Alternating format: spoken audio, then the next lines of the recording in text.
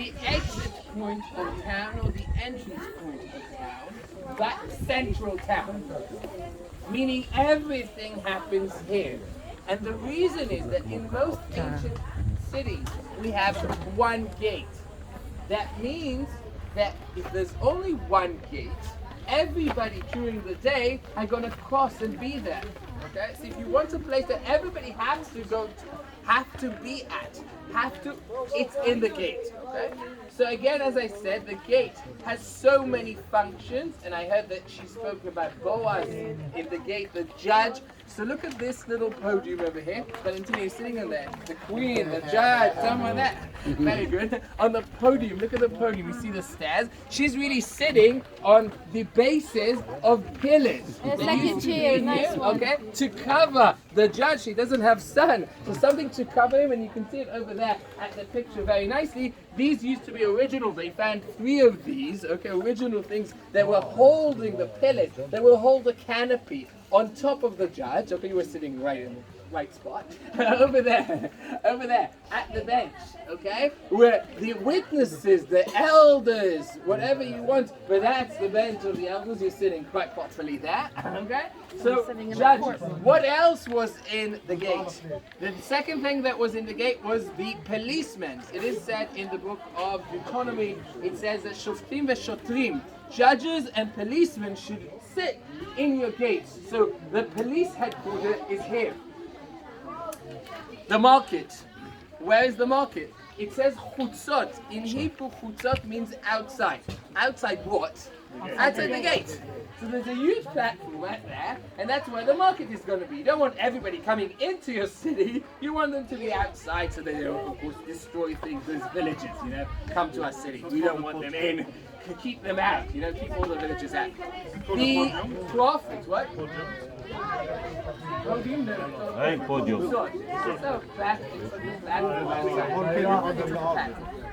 Now, the prophets would stand at the gate and give their prophecies. Why? Because everybody will hear it. Okay, everybody will hear it. So this is Central City. Whatever you want is here. This is where you come to buy food. This is where you come to be judged. This is where you come to a policeman. This is where you come for everything. You would come here for doing religious acts as well. And you can see it very nicely just outside the gate. Can you see? It's not an altar.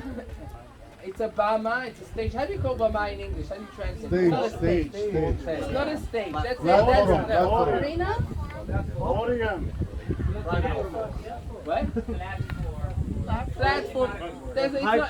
Neither of these words are good enough because they explain things that we explained today. But Abama is a place, a very significant place, usually up high.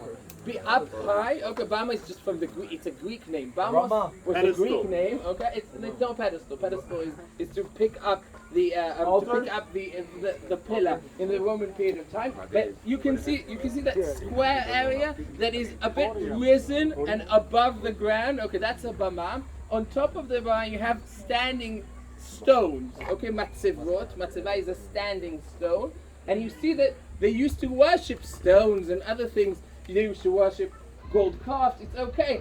But when you see that just outside the city, you understand the verses in many, many biblical books that talk about the bamot in the gates, bamot hasharim, okay? The bamot that are in the gates. So you can see that they worship different gods and different things at the gate. And here you can really see the connection between the gate and the worshipping in the gate.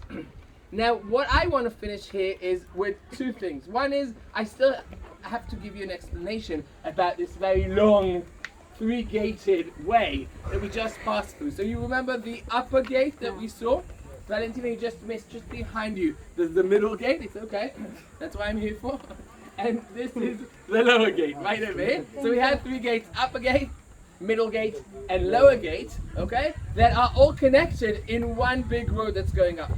Now, I would ask you, how many places do you know that has 3 gates all together on one route? Constantinople. Thank you. He gave me the city that, survived for 1,000 years without being captured by anyone, Guys, this is done. This is the little town in the middle of nowhere, in the Middle East. Okay, why would you have something so enormous here? And the reason is because there's something very important here to God. Now, what's very important here to God? Can you imagine? Okay, thank you. This is a very important city that has to protect something very important. Okay? So, 1, 2, and 3 gates. Did it help the city of Dan? Yes. Did it help the city of Dan? For one. Maybe yes, but for sure at the end, no. Because in minus 732, the Assyrians came, captured Dan, and conquered the city. So everything that you do at the end doesn't help, okay? When the Assyrians will come, it's not going to help anyone. The last thing I'm going to talk about, and this is maybe the only thing that people remember from Tel Dan, it's not the gate of Abraham, it's not the cultic site of Jeroboam, it's not the lovely 3 gates that I have in here, it's an inscription that was found outside in a house, in a secondary building of a house later on, and this is the inscription that was found. You can see here the Jewish ancient script. It's not really Jewish at this point, it's Phoenicians, but we don't have to be that exact. Okay, you can see this inscription. And this inscription is very important, mainly to Protestants and a lot of professors that don't care about the Bible at all. Okay? So let's explain the professors and then we'll move into the Protestants and Jews.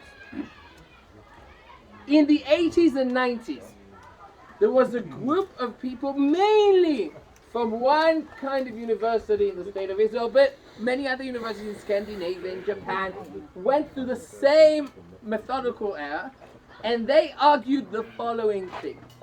The Bible is a book that was written many years down the line, doesn't know anything about the period. It tells you a lot of lies about the period. And when he explains about figures like David, King David, we cannot find even one trace of this person in anything except the Bible. And they said, excuse me, but David did not exist.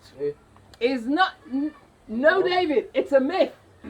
Somebody invented it the same way somebody invented Zeus, okay? Somebody invented David. And they were right until the 90s. There was no proof of King David. King David lived in the 10th century BC. There were almost no remnants of the beginning of the 10th century BC. If King David was such a big king, he had to leave something around. No inscriptions mentions the name of David. If he was such a big king, I'm presuming somebody will tell you something about King David. Nothing at all.